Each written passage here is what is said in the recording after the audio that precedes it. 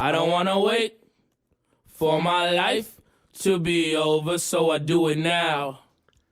Hello everyone, this is Transfemory MTG, back with some more standard traditional rank gameplay. Been sort of bouncing up and down a few, you know, good wins, good losses, good wins, good losses, but sort of stagnating a little bit, which is a little bit frustrating, although I've still got a few days, I think, to really get into Mythic. It's generally where I've had it the last few months. So we're back with some Boros Tokens. And here, unfortunately, I think it's an unkeepable hand. Just because there's no white sources, and this one's a little bit rough, just because it's got 5 lands, but they have taken 2 mulligans, so I'll happily keep 6. And I think what I'm going to do is I'm going to bin one of the Sacred Foundries, because it means I've got the 2 white, 2 red, got something to make likely humans uncounterable if they do end up being a bit more of a counter-heavy deck. I can still run out the Novice Inspector on turn 1, which is always a nice start. They are playing white. Could be mono white, could be black white. I feel like both of them are reasonably popular at the moment. I've seen quite a bit of both of them. Oh, they kept a 1 lander. Okay, I'm going to go Enters Tapped and another Novice Inspector. I don't want to pay this life, especially if I've got another 1 mana play. Next turn I can play the Enduring Innocence or the Fountain Port. Oh, this is very rough for them. They'll be playing the Enduring Innocence, tapping in, and hoping that they continue to be a little bit doomed on mana. They are continuing to be very doomed on mana, which is actually quite nice. We're going to cast this War Leader's Call. They get into quite a bit of damage, getting a little bit of life, and I think from here I may well be looking at a pretty quick win.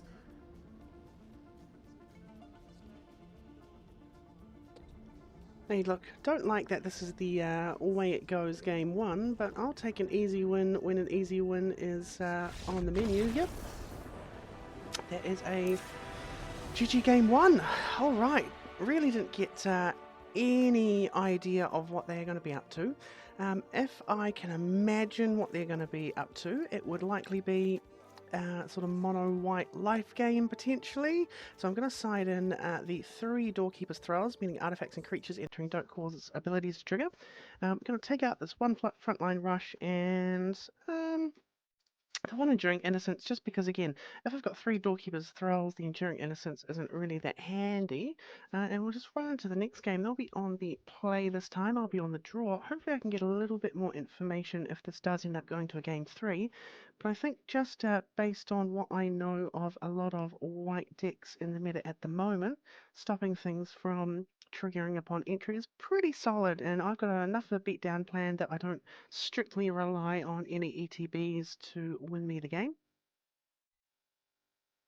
Especially late enough on where if I can get, you know, sort of the couple of Novice Inspectors out, get those couple of clues first so I can redraw cards, it's not the end of the world if things entering doesn't make much of a difference.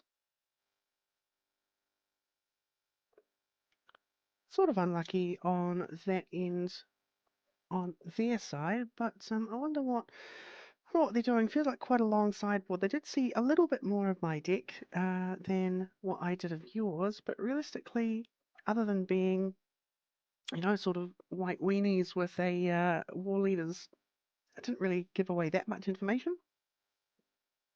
Given the fact that I was 2 colours, had some early drops, care about creatures with power 2 or less because of the Glimmer. But here, they might honestly just be waiting out the time and then I'll get into the game and I've conceded by running down the clock. But it's a little bit of a frustrating thing for them to do, because what you can do if you really are just willing to concede a game, if you just can't be bothered, you just go back, you know, sort of hit sideboarding and you just concede right from the get-go. Let's see what happens here. It's going to be an auto concede, or am I going to get a second game in this best of 3? They might have just gone to time and now they're going to wait out more time. It would be not the nicest way to start off, but I mean, a win's a win. Not going to be upset with a win for love nor money, but yeah, looks like they're just stalling it out. So, I mean, filling the space. I suppose if anyone's watching, what have you got? What do you got? Holiday plans? For any festivities? I hope you get a chance to see family if that's what you're wanting to do. I hope you get a chance to spend some time with loved ones, whether that be family or friends, if you are celebrating the holiday seasons. It's going to be nice and warm and windy down here in New Zealand. Nice summertime Christmas is always pretty good. A little bit different. I'd love to experience a white Christmas at one point, but very, very unlikely in this day and age that I would be seeing that down this far in the southern hemisphere. Would love to see, yeah, nice blanketed white Christmas. I think you see it so much in media that you consume, because as much as New Zealand and Australia do produce a reasonable amount of media, you still get more English and American media, and the idea of a white Christmas I think is quite cool. But nice sunny Christmas as well, or holiday season, festive season, feels pretty good. Nice barbecue with friends and family. I mean, if you've got a pool, we used to it was a pretty traditional thing, as we'd have people around and there'd be a nice pool party on the holidays, and there's the concede. So, hey, look, I'll take a win, gets me up to plat 1 here, and that is 3 on the bounce, and hopefully we can continue a little bit of a climb and get our way into diamond, so we're not stuck in the doldrums here. I feel like once you get out of platinum feels to me, from my experiences in climbing on arena previously, that platinum is where you start, you know, where you got the most chance of having a nice stall. I think diamond is honestly a little bit more. I feel like I'm never sitting in diamond for ever as long as I am sitting in platinum. So it would be very nice to get a couple more wins under the belt, get our way there. Up against Midnight Jaguar with an Ajani, the pack leader. I mean, all looking like it works pretty well with one another. They'll be on the play, I imagine. Yep, they'll go first. Yeah, I think this is a fine hand. I'll shock in the multiversal passage on 1. We get a draw, which is quite nice. I do have a few options of how to curve out depending on what they're looking like. The 1 copy of Frontline Rush back in, just because I feel like it's okay. So looking at green, black, could be Golgari Dragons, could be a Badgemole deck, it could be Sultai Reanimator potentially. Lanoir Elves, we're gonna tap for another 2. What are they gonna play here? I think I'm going to attack in with the Grease Wrench Goblin, land, attack, and then decide whether or not I want to potentially buff the Goblin or cast the Voice of Victory. Keen-Eyed Curator, okay. Play this Plains, and we're going to attack into them and see if they take the bait. I imagine they won't. Imagine they'll just take the 2 damage here. I'd very much like to be able to kill Keen-Eyed Curator. Wonderful. We're going to go +X/+X. Not the best use of a frontline rush, but it does get rid of a reasonable threat. Once it becomes a 7/7 Trampler, it's kind of nasty, and I do have enough, sort of sorceries, instant. Oh, okay. So we're sort of a stompy looking idea at the moment. Okay, this is kind of nice. We'll go Grease Wrench Goblin first, Voice of Victory afterwards, and then hopefully next turn we can either draw into a land or a Woolly Pool would be really nice. Yes, it's going to be reanimated by the looks of things. No Badgermole or a Boroid. Okay. So Golgari or a Boroid maybe? And a Badgermole card. Alrighty. Not really what I was after. could United Front here to buff up some creatures, but they want to be for one. I'm actually just going to attack in with the Goblin. I doubt they want to trade the Badgermole Cub. And then I'll keep mana up to potentially make it look like I can do something, even though it will just be activating the Grease Wrench ability. And here I do want to be making the most use out of this to discard 2. So I'm going to go activate the Midnight Mayhem, and I think United Front here is going to be too slow. Don't draw a single land. So that's going to be a bit of an issue. They've got a really strong board out here at the moment, a lot of mana that they can make use of. There's like 2, 4, 6, 8, 11 mana. Go the Face Stealer. Yeah. I think it's going to be pretty difficult to come away here with to win another Overlords. There are no cards in hand, but they'll be bringing back an Ouroboros, which they can play the Ouroboros. I'm just going to scoop here because nothing I can draw with 3 mana up that's going to help. So here, Clarion Conqueror, Pinnacle Starcage, certainly going to be good things to get a hold of. And I might even side in the Doorkeeper's Thralls, purely because what it does is it stops the Badgermole Cub, it stops the Overlord if he's hard casting it, and that can really help smooth things along, and the other Avatar's Wrath. It could side in the High Noons, but I'm not sure if that's really what I'm going to be going for. Take away the Dawn's Truces and the Frontline Rouse United Rush. That's going to be a little bit slow. I'm going to take out one of the War Leader's Calls, one of the Enduring Innocence. Because again, the Enduring Innocence, I mean, this won't trigger on entry either. I think I'd rather have a 2/1 body. Do I cut another one of those? Could even get rid of the Boros Charms, but potentially the Indestructible could come in handy at some point. Because definitely don't want them tapping for creatures. Their stuff entering, not triggering is going to be quite handy. I want a decent spat of removal. What I might actually do is 1 Sanguine Evangelist and 1 Legend of Roku. Because I think, again, the Legend of Roku, if they accelerate super hard like last game, is going to be just that little bit too slow for me to want to draw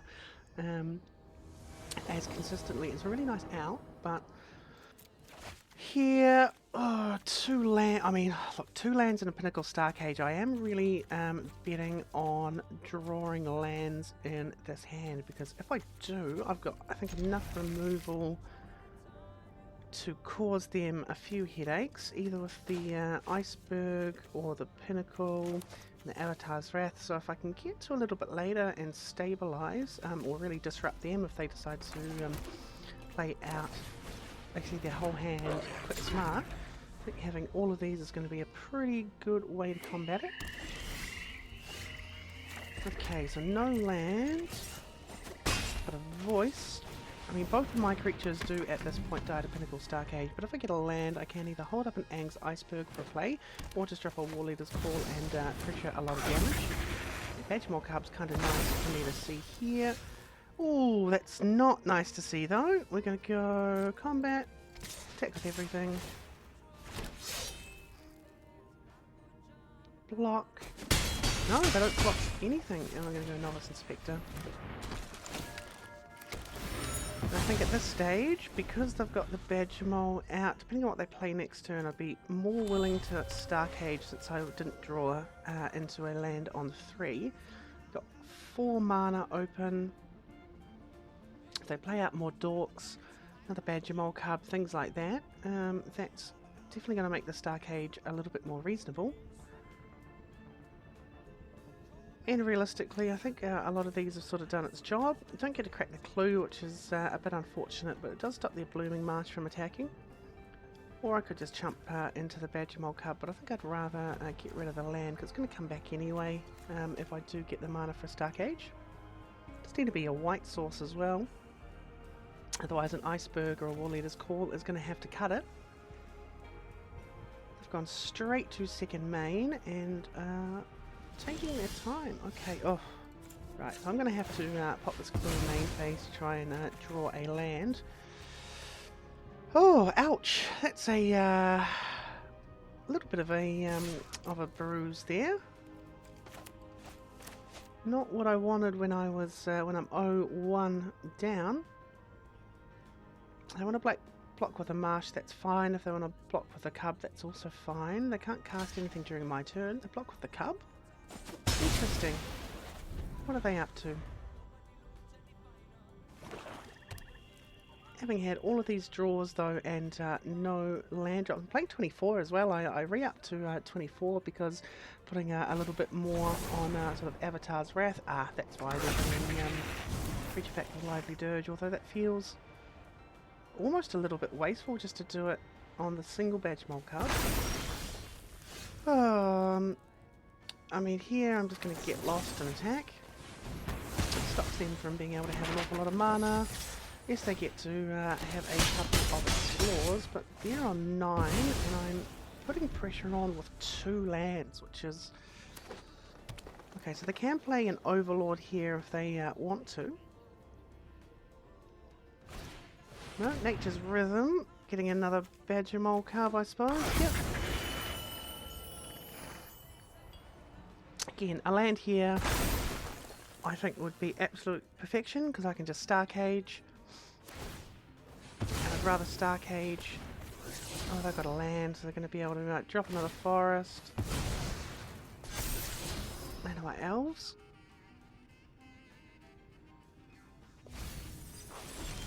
Oh, I mean, it's a land, but it enters tapped. That's really not what we want. And a plains. I'm going to have to keep that on top.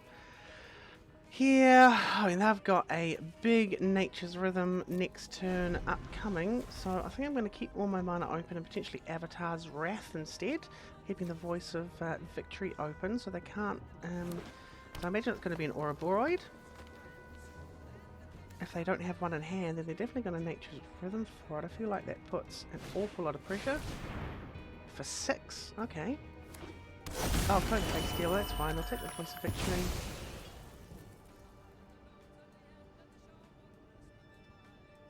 I mean, it's, you know, it's not fine, it's not great, but I'll just take 3 damage. Because here I've got the land, so I can Avatar's Wrath, and then if they replay out everything, I've got the Pinnacled Starcade to get rid of things again. Really unfortunate that it took this long, so I'll target up to 1 creature. I'll target my creature, because I don't think they've got the ability to kill anything. They can't cast the Nature's Rhythms from Graveyard next turn either, because they can only cast from their hands. Which is quite nice. And I'll attack him for 1, because I don't think there's an awful lot they're going to be able to do. And they do have 6 mana up, which is a little bit scary. But whatever they play next turn, I can always Aang's Iceberg it as well. Do also have the Evangelist and the War Leader's Call. We'll be running out the Evangelist before the War Leader's Call, I think, just to get the bodies on the board and be able to attack with the Battle Cry, because that puts a lot of pressure on. Cool, it's an Overlord. What are they bringing back? Going to bring back a Leyline Weaver. Nope, Badger Mole Cub. Here, I am just going to Aang's Iceberg the Overlord.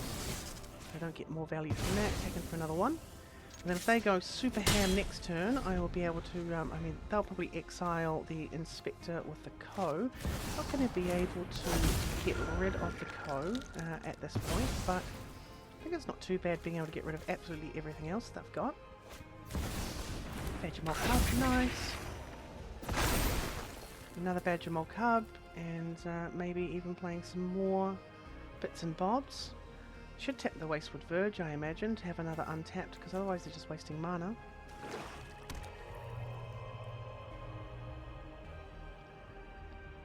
How are you doing this? Yeah. Yep, that's the way you should have done it. If they were willing to do that, because now that's 3. Oh, and an elf. Actually, that's perfectly fine. They might attack in for 1 with the Multiversal Passage. That's fine by me. Again, not ideal, so I'll go Pinnacle Starcage. Exiles everything but the Co, which is very, very nice. And I'll play this Grease Wrench Goblin.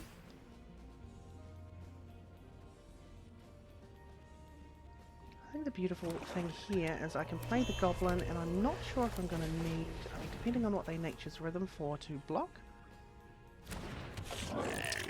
pay 1 life to choose the Novice Inspector. They can get the Greasefetch Goblin if I do block.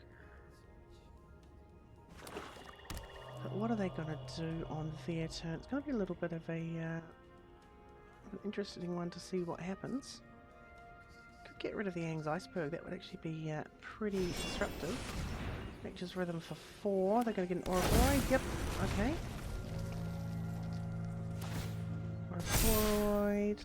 And I'm just going to declare no blocks here. If I draw a land, it'd be kind of nice because then I can have the Evangelist and the Boros Charm.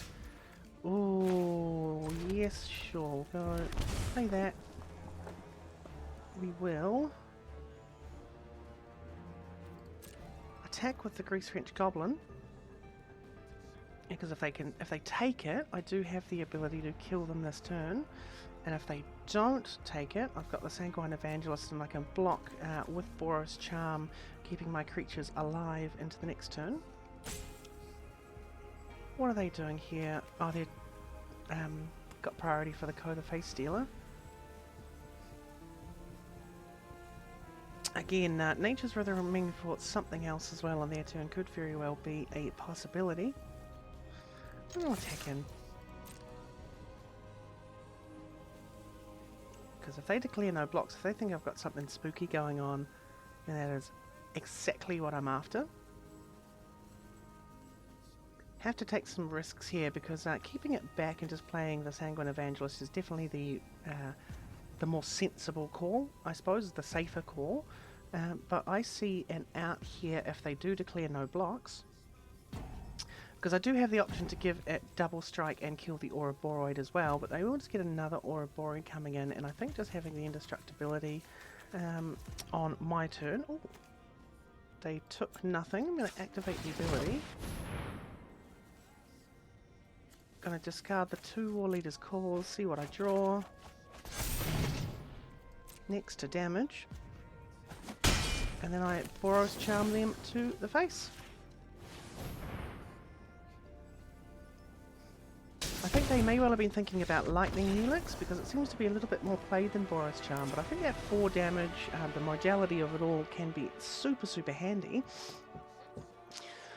And what else would I grab here? I don't think, they're not really drawing any cards. They're not targeting my stuff an awful lot, so I think just having the 2 there would be fine. Maybe 1 Thrall for Dawn's Truce for a little bit more protection. But other than that, I think that this is looking pretty fine. Actually, Rest in Peace could be really nice to stop some of the shenanigans with the Overlord. Certainly could have made a bit of a change on that, and also even the High Noons, just to stop them from really ramping out too much in one turn. Oh, here's about the perfect hand. You know, look, I've got the Pinnacle Star Cage, I've got removal, I've got some pressure with the Evangelist and the Voice of Victory, so I hope they go absolutely hog wild and drop an awful lot of stuff on their first couple of turns. Yep, Manawai Elves, that's what I like to see. We'll go Sacred Foundry entering tap, no reason to pay life when I don't have a turn play on 1. Now, see, because I've got the Pinnacle Star Cage and I've got the Get Lost for whatever their larger threat may well be. Oh, they're going to get rid of something. The Star Cage or the Get Lost. I mean, both are good options, but the Star Cage is very handy to take away. It's going to drop another Mana Dork. Cool. They know what's coming now, which is a little bit frustrating, but I can prepare well enough for it. I've still got the Iceberg to be able to get rid of something if I need. The Get Lost can hit a Badger Mole Cub. They ramp out something a lot bigger. I've got those 2 removal options, which is quite nice. Oof!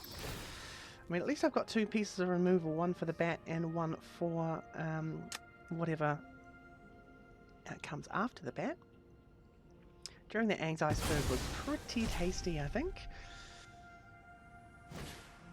And a 3rd Lanoir Elf. I don't have any lands, which is a little bit of a problem. We're going to pay 2 life here. I'm going to go Sanguine Evangelist. I don't think the Aang's Iceberg getting back my Get Lost is all too important at this stage when I've just got Elves and a Bat out. If they had a bigger threat, that could definitely be handled. But next turn I also get a Legend of Roku if I like, to see if I can find something like another Star Cage. or a board wipe, big mold hub. Here they're going to start ramping things out a little bit more, so... Or a Boroid, okay, take for a little bit of damage. I'm not going to block here, I don't think it's worth me blocking that. Cavernous Souls, naming human. We're going to Iceberg or a Boroid, because that does just get out of control a little bit too much. A Novice Inspector. And next, what are we going to do here? I think with the Legend of Roku in hand, it could actually be worth... What are they going to... 2, 4, 6, 8, 10 damage next turn. I'm going to attack with everything. Yeah, the Mobilize is going to resolve first. And then the Battle Cry. I'm going to block the Voice of Victory, that's fine. They're also going to take... not too bad. I get to block the Badger Mole Cub, or whatever their biggest threat is. They've got another Ouroboros. I think that might just about be game anyway, especially since they hit the Voice of Victory. Oh yeah, Nature's Rhythm for an Ouroboros. I'm going to throw everything out a little bit more, but at least they have to spend some mana on it. And so I'll block the Badger Mole Cub. I think they didn't even... Could have been Night Mayhem here if we were being perfectly honest, but I think... No, Legend of Roku is going to be the way to go. If I do hit... Oh, I don't hit anything on Elegant Parlour. For Plains, which isn't going to do me any good. That's really quite unfortunate. I'm going to go no attacks here, because I need to be able to block as much as I possibly can to not take 13. But it's going to be pretty tough at this stage, because they can Nature's Rhythm for, say, another Ouroboros, if they like. But the... yeah, Duress into Deep Cavern Bats. Maybe it was a better idea to get rid of that. Co, what are they gonna exile? An Evangelist? Yeah.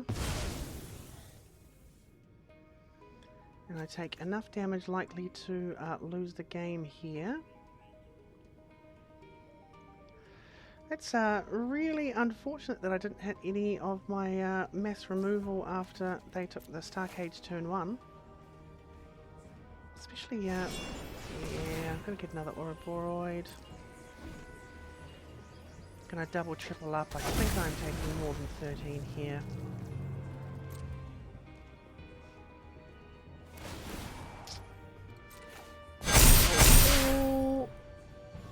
Yeah, I mean, I'm taking too much because I block that, and I take. Oh no, I take 13. Yep, that is going to be game. The Night Mayhem might have been the better idea, but I was hoping that potentially Legend of Roku could have hit some sort of removal, which it didn't end up doing. It's really quite a shame. I feel like I was in a good spot there. I mean, it was an excellent spot if I drew mass removal, but. Just didn't manage to squeeze out the victory again. I thought it was in a really, really good spot, but yeah, they had the disruption that they needed, and I did not draw what I needed to either. Maybe attacking with the Voice of Victory, and I wanted to try and force through as much damage as I could because I felt like I was on a pretty short leash. Here, I'm probably going to cast Novice Inspector ahead of Grease-Wrench Goblin. Am I? No, we'll go Goblin first, just because it does get a little bit more damage, and it trades better with something across the board on their turn 1. I hope he has a Duress. It's a nothing. Okay, we go Symbol Verge. We're going to go attack with different goblins, and then second main cast the Voice of Victory. If they kill it, I mean, it sucks, but I've got the second one as backup. Not Deep Cavern Bat. It's fine, they can take whatever they want, really. Not going to be the most helpful. Take a second voice, okay. Play the planes. Attacks. Okay, I'm going to activate. I'm going to submit 0. Then I just get my Voice of Victory back, and they lose a Deep Cavern Bat. I feel like that's a pretty solid outcome. For me, there's another batch. They're going to see a Sunbellow Verge. He's going to take another voice. That's all good. play... Yeah, the Soulstone's Dictionary is not coming online anytime soon, so I'll play the Inspector. And attack, make it potentially look like... Sort of hold the mana up, make it look like I might have some sort of removal for the bat. But in reality, it's just going to be the clue token. Because they still don't know that the Demolition Field is the card in hand. Okay, attacks first. Gain 1. And what's their second main play? 0 point Ballad with toughness X or less. Okay. Fine, I keep my Voice of Victory. You lose your bat. Demolition Field. Voice of Victory. 1, 2, 3, 4, 5, 6. No, so I can't kill them even with a United Front this turn. So I hold the mana up. Maybe could have even held off on the Voice of Victory, but if I got another board wipe, Bloodletter, yeah, that's fine. Ice win next turn. I do this for 4. A whole bunch of tokens. Make my dudes a little bit bigger. Only block 1, blocks 1, takes 6. And that's a good game. Okay, so they're mono black sort of demons by the looks of things. So, what do we do here? An Avatar's Wrath, a Star Cage. What do we got in terms of graveyards? I do not like the idea of them, because the Doorkeeper Thrall, is that going to be too helpful? Maybe I'll side in 1. The Star Cage is good for taking care of some of their littler threats. United Front was handy. Dawn's Truce is going to be nice enough. Maybe 1 legend out. Actually, I don't even think I do need the Doorkeeper Thrall, because they're going to be on the play, which means I'm not going to be able to stop the Deep Cavern Bats. Yeah. Don't need the Thrall, but I'll take the Rest in Peace just for the, whatever the graveyard thingy is, that if you collect evidence you can search through a whole deck and exile a bunch of stuff.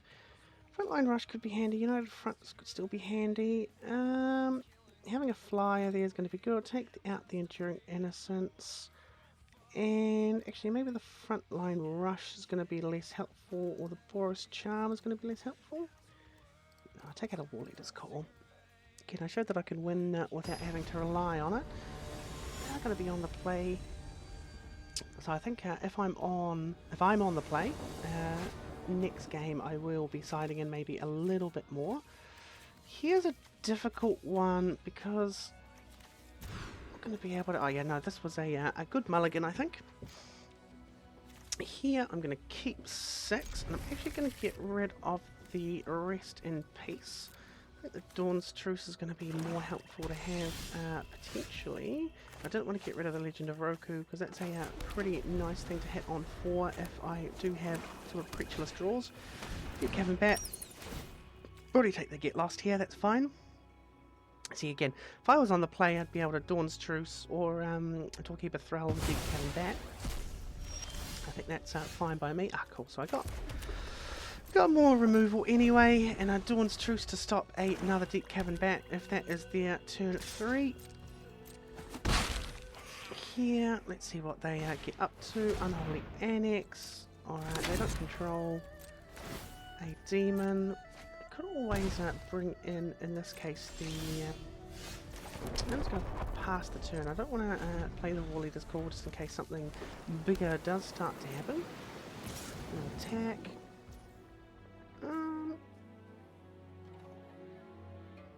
You know, we're going to Ang's Iceberg for 4 damage. Cavern Bats. Because then if I ever do want to just sack the Ang's Iceberg, I can potentially Dawn's Truce myself. Exile up to 1 target card from a graveyard. They still don't have a tool. Alright, that's not exactly the land I wanted, but Sanguine Evangelist, very nice. Here, I do have to worry a little bit about tapping out, because if they have 5, they can always put out a a demon with a ritual chamber, I'm actually going to pass the turn. Got some options here. Just depends what they want to do. Pass the blockers. I'll take 2. I think that's acceptable. Dark Confidant, okay. And a Sephiroth. What are we going to do here? I think we're going to get lost the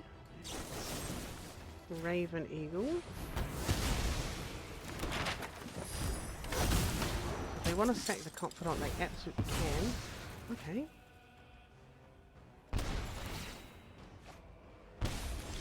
They are drawing an awful lot of cards, which is not really what I like to be seeing. I want to keep the Avatar's Wrath up for a potential advance.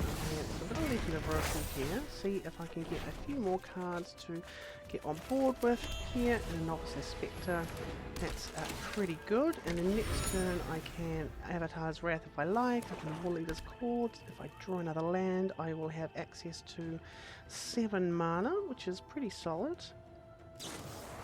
Archenemy Charm is going to bring them back to hand and replay the Raven Eagle. Ooh, no bats. That's fine. They take whatever they want really from me because the Avatar's Wrath is going to bounce everything anywho. Take the Evangelist. It's kind of nice because I can Avatar's Wrath and then have the Evangelist to play afterwards. Are they going to sacrifice the bat? Nope. Do I take 4 here? No, I'd rather just take the, have it die. Not going to get to about 4 times there, and I still don't have a demon. Here, I'm going to add a white mana. I'm going to cast Avatar's Wrath. I'm going to target 0 creatures. I want both of them gone. Oh, I should have really cast the one from, not from hand. That's a little bit silly. And what have they got here? A Raven Eagle, a Dark Confidant, Unholy Annex. Voice of Victory, I think, is the way to go here. Yeah, really needed to have played the Avatar's Wrath from Exile. That's a pretty big misplay, and it could end up hindering me somewhat significantly. Because I can't play either of those this turn, so I've got another turn, but if I had held on to the Wrath in hand, that as soon as they get them back out, I can potentially just do it again. Making a demon here, and a Confidant. So I will lose 2 life, they will gain 2. I will get a nice Roku coming in though. We'll go all these forward first. And then Sanguine Evangelist to get the double trigger on War Leader's Call. And have a 2/2 blocker for their demon. Don't want to attack with a Voice of Victory at this stage because it will just die to the demon. Oof, another Deep Cavern Bat. It's going to get rid of the Dawn's Truce, I suppose. Not that you can always, yeah, Sephiroth and Deep Cavern and make the Soulstone a creature, make another demon, with more life drain going on. Faster attacks. I will more than happily block with the bat token.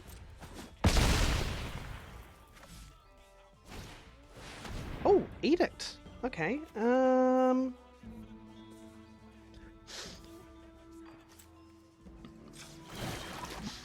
may as well scry then, if everyone's going to be sacrificing everything anyway. Don't need that. I don't really... Do I want the Grease Range? Actually, the Grease Range might not be too bad, because I can easily look to draw and discard.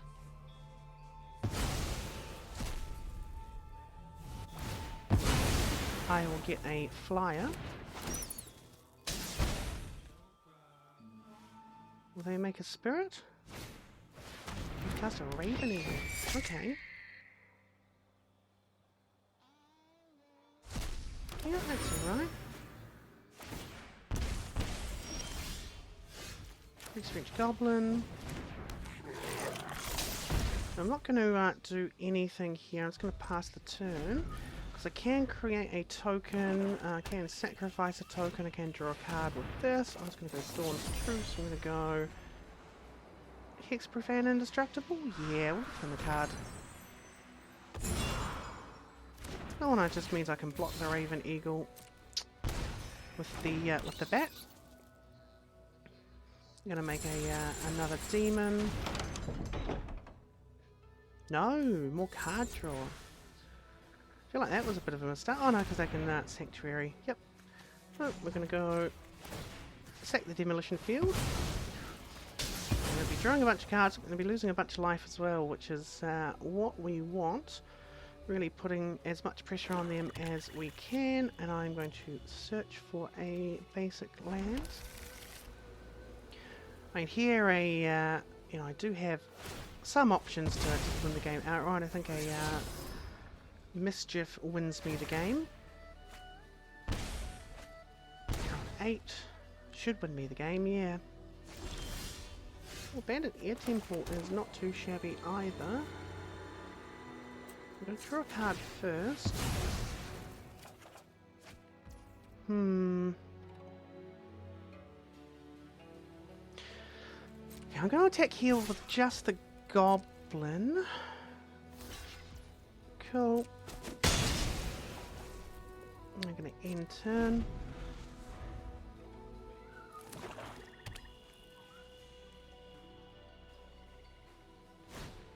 Play Deep Cavern Bats, yeah. I'm holding a land.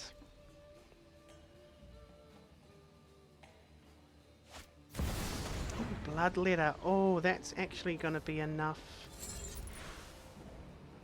for me to potentially lose the game. I'll be losing 2, 4, 8.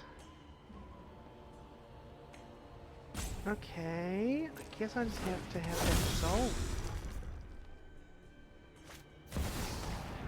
Oh, yeah.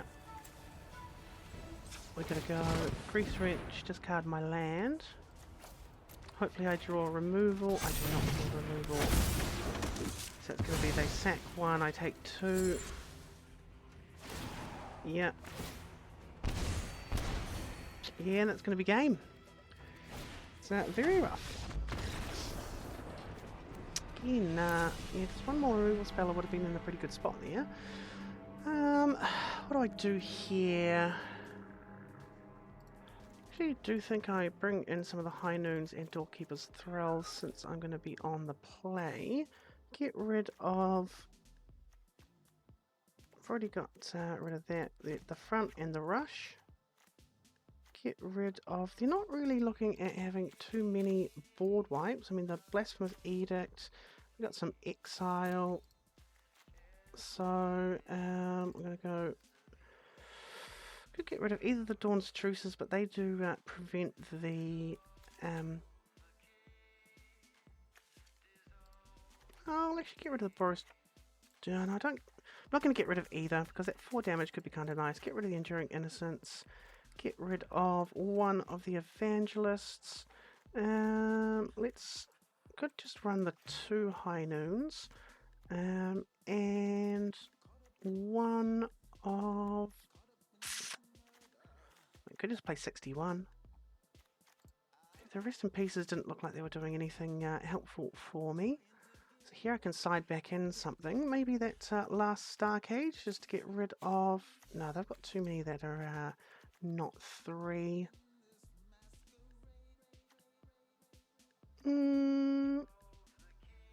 How about... 1 Enduring Innocence, and I think that would be good enough. On the play, really hoping for something that stops the Deep Cavern Bats from disrupting me as much as they have these last couple of games. Play Dawn's Truces, High Noons, and Surveil. I think that's totally fine by me. I'm going to be drawing into... Demolition Fields are good to draw into, unfortunately. I want to keep it on top because it does disrupt the Soulstone Sanctuary, which is pretty handy to prevent. They bat me, I'm just going to Dawn's Truce or Duck Confront, that's fine. I mean, look, they get to draw a whole bunch of cards, but we'll go Symbol of Verge. Hopefully it's a very high cost. No, it's a land. I mean, yeah, the card advantage that black has in this meta is pretty decent. It's it feels pretty good for the black player, I think. Go my turn. Oh, we go Fountain Port, High Noon.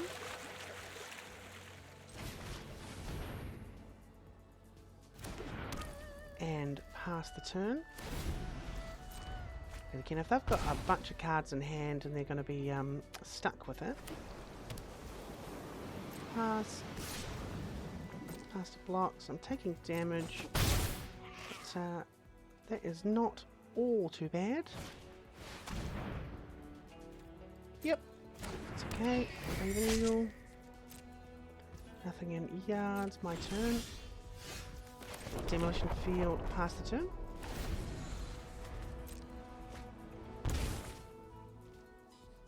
And they're taking a fair old little bit of damage, which is kind of nice. Pass to attacks. Resolve. Because here what I could do is I could block the Confidant, but I do actually quite like that they're taking a whole bunch of damage from the Confidant, but yeah.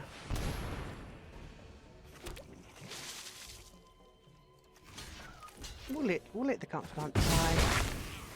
Don't want them getting even more card advantage. Here they're going to go Demon. Yep. Here we go Cavern of Souls.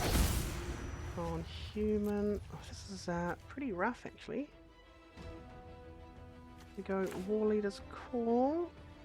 Because what I take 8 next turn, they could maybe get some. So I don't have any actual removal, which is kinda not ideal. It's not really what we're wanting to see. So what is War Leaders here? Because the blocker's not going to do me any good. Go in turn. Only thing is, if I've got a Bloodletter and I tapped out mana that I could have used to High Noon the Bloodletter, that is pretty disastrous. He's going here with a real aggressive plan, and I am feeling the pain from it because I don't have any actual removal. I'm losing a whole bunch of life on 2.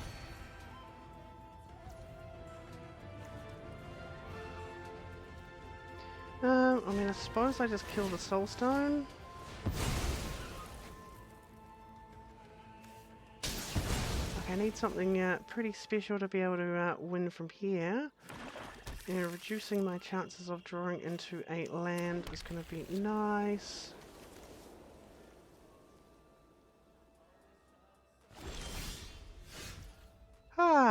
Alright. This is a lost cause. So, I'm just going to pay the 2 life and lose, because 2 High Noons, a Dawn's Truce, no removal for them. That's not what we like at all. I felt like it was a very, very winnable match. Very, very winnable match. Just did not get at all what I needed to be able to deal with them. It's the luck of the draw. Throwing a whole bunch of lands there as well, which is not the most ideal, but yeah, if I had one little thing that could get rid of either, you know, one bit of single target removal, 5 damage wasn't enough to deal with the, yeah, not enough to deal with the demon. Would have been enough to deal with the Bloodletter, and which is why I sided them in, and to stop me if they were having so much card advantage. I don't want them multi-spelling all too often. But the fact that, yeah, didn't draw into any removal was what lost it for me there. And the Stark Ages hit it. Got all of my removal pieces which would have hit it. Here's a little bit of an iffy one. I will keep it just because we've got the double Get Lost, and Enduring Innocence is quite nice to have. Start off with a Verge into a Plains, likely into a Fountain Port. Could very well be into a Demolition Field though. Because Because if they play something here on 2, they look like they may well be either flyers. Yeah, maybe more likely to be flying than straight up just our control. And pass the turn here because I want them to pay some mana so the Enduring Innocence doesn't just get countered. The better way of going. Play the Inspire Advantage because it's never going to enter untapped anyway. And if they do play something, I do have my nice instant speed removal, but I want the Enduring Innocence to hit the field, and they're holding up a No More Lies. Pretty easy looking No More Lies being held up, in my honest opinion. Here they might consult star charts. Yep, that's fine by me.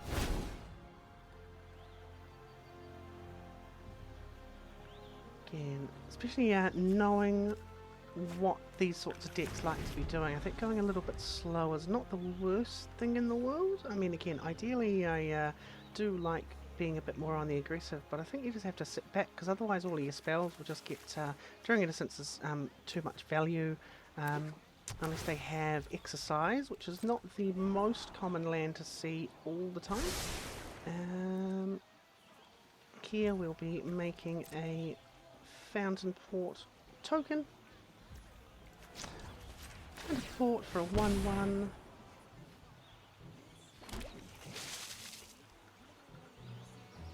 And let's see what they do. Okay, so nothing on their turn. So here I'm going to Demolition Field and I will Enduring Innocence, because if they do want to counter it with a No More Lies, I'll be able to pay for it. And if they counter it with a hard counter spell, I'll still have a 3 steps ahead. That's fine by me.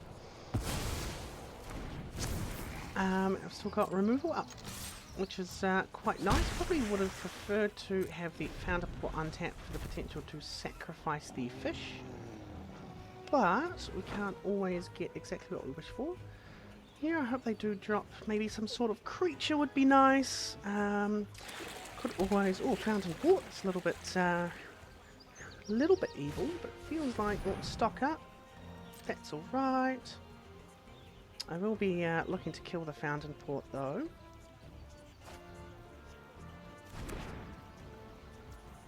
Pass to attacks, and don't want them having the value of the Fountain Port.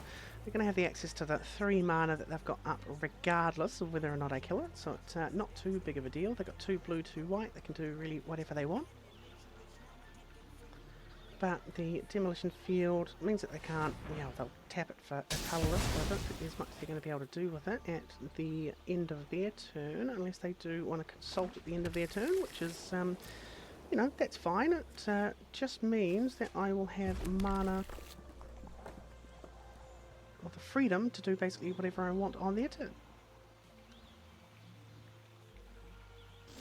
Draw a land here. Oh, Elegant Power. It's not the land I was looking for, but it's certainly not too good. They do have responses. I will go for a... no, so we're going to tap the Demolition Field. I'm going to go 1 Leader's Call. Got a counter spell for this, then that is a little bit annoying. Again, they've done a lot of searching with stock up 3 steps ahead. Oh, they just let it happen. What are they going to do here? I want to attack with my little fishy and pass the turn. Don't want a United Front because I imagine it's going to be countered. Get lost. Yep, that's fine. I can sacrifice one of the tokens to draw a card if they don't do anything on their turn. It's a really pretty get lost art as well. We've got here a Demolition Field, so they can potentially blow up my Fountain Port should they like. I don't really like that Demolition Field art. Yeah, it's just too... it's too war. It just looks like, you know, it's a sci-fi war instead of something that's a bit more fantastical in the Magic universe, which is definitely the vibe that I prefer ahead of something like the Demolition Field. I was going to sack a token, draw a card. Card draw is always good, and they've given me some tokens to draw into. And I will search for one of my remaining basics. Could have kept mana up to hit something of theirs with a get lost, but I don't think it's going to make too much of a difference at this point.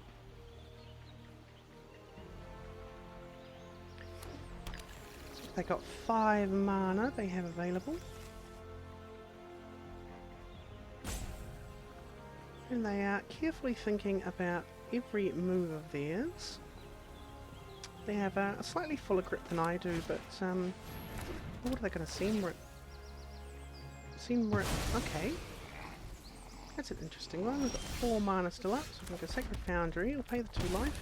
I'm going to roll out a Legend of Roku, but they counter that, it just means they've got the option for a Sanguine Evangelist. No. Okay. They're letting me have a Legend of Roku. That's quite something. And I'm just going to pass through, because I can Aang's Iceberg at instant speed. Okay.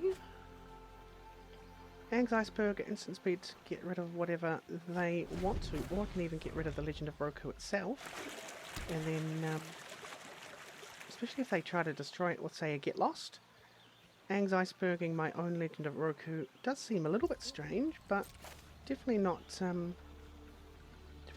that is remarkably silly. And I'll just take my turn, yeah. 1 mana of any colour. I'll add a white. Play a Fountain Port. Play a Sanguine Evangelist.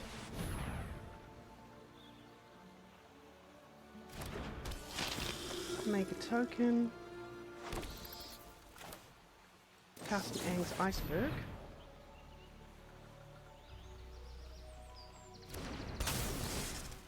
And I will target my Legend of Roku. See if they have a response.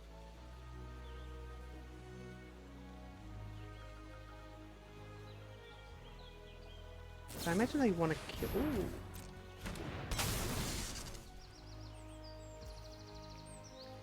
Cool.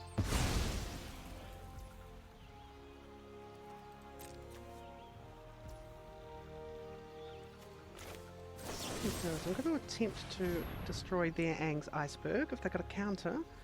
Thankfully, I have another Get Lost. Yes, I've got double counters, which would be quite something. It'd be a little bit upsetting if they did, but I can always crack my Aang's Iceberg at the end of my turn anyway. Fine. Yep. Draw 3, discard with the Morang River Regent. Discarded a Day of Judgment. Okay, so I get another 3 cards that I can play until the end of my next turn, which is very nice.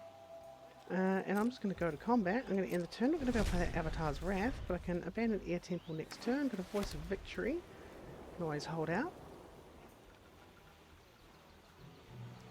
Getting yeah, good value from a lot of what's going on here, but they're yeah, looking pretty pretty well controlled.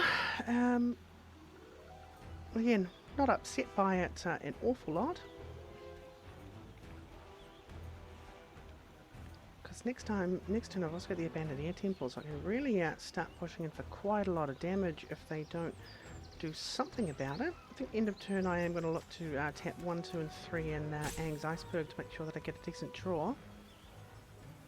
Right now, not sure what they are trying to do. I mean, it looks like it's potentially the dragons that are their win con, but yeah, River Regent. What are they going to bounce to my hand?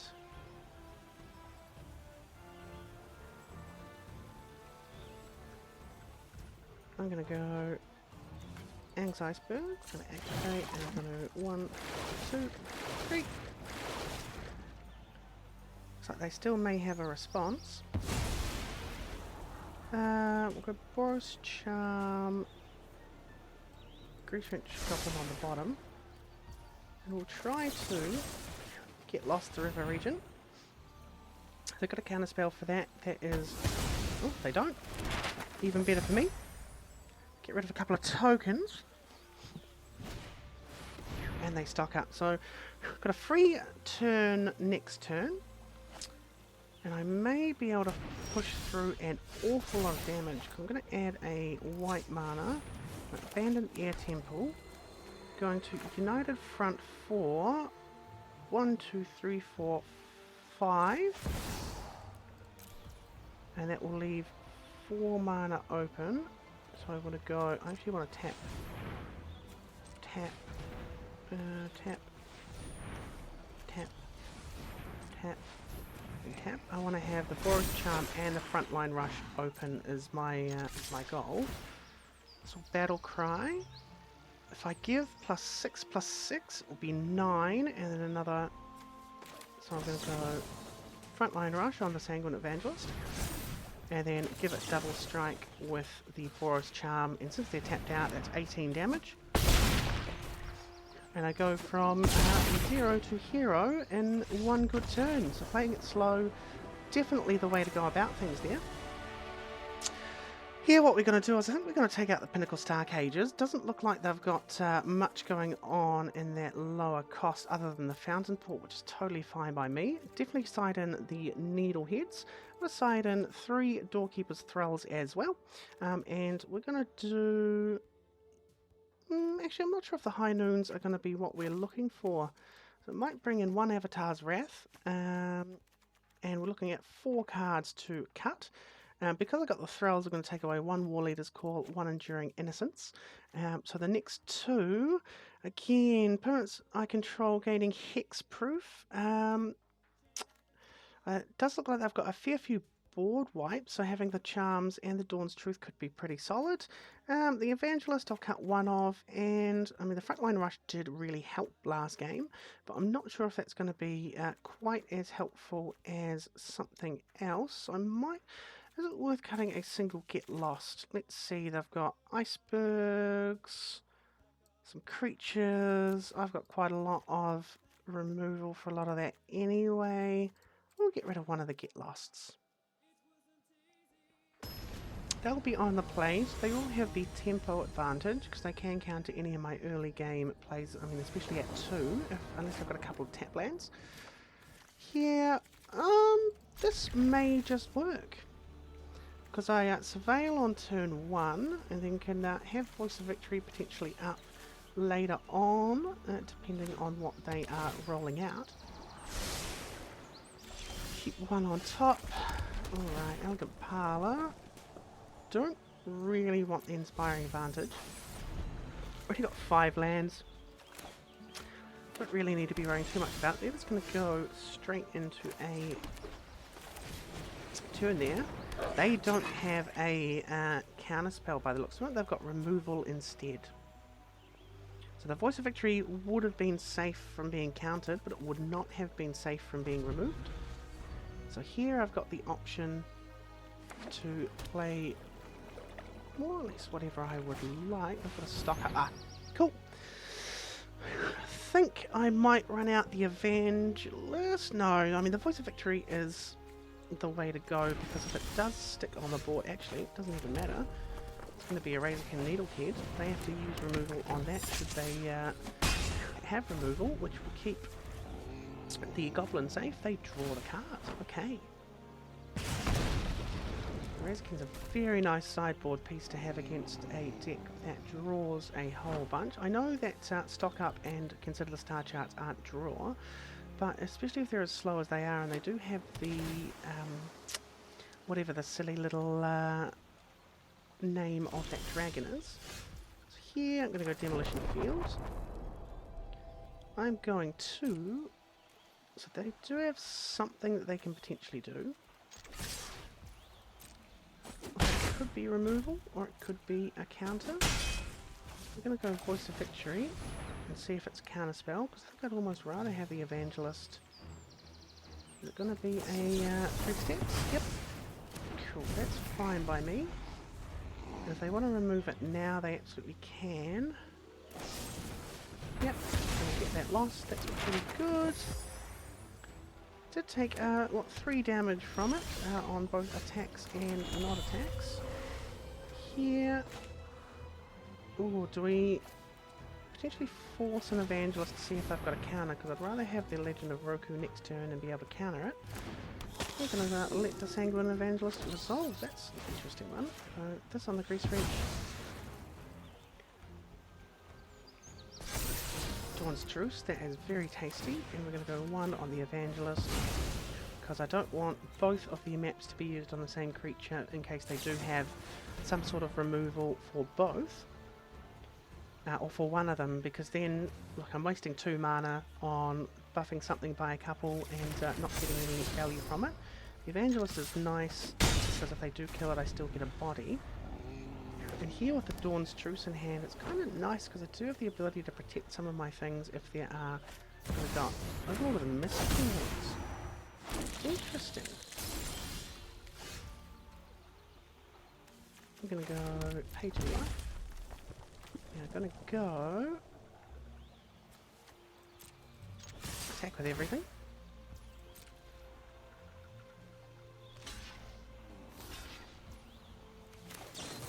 I'm gonna give them a card. If they want to counter this, that's fine, because then I get a free Legend of Roku off. Fantastic! At a negate? Excellent.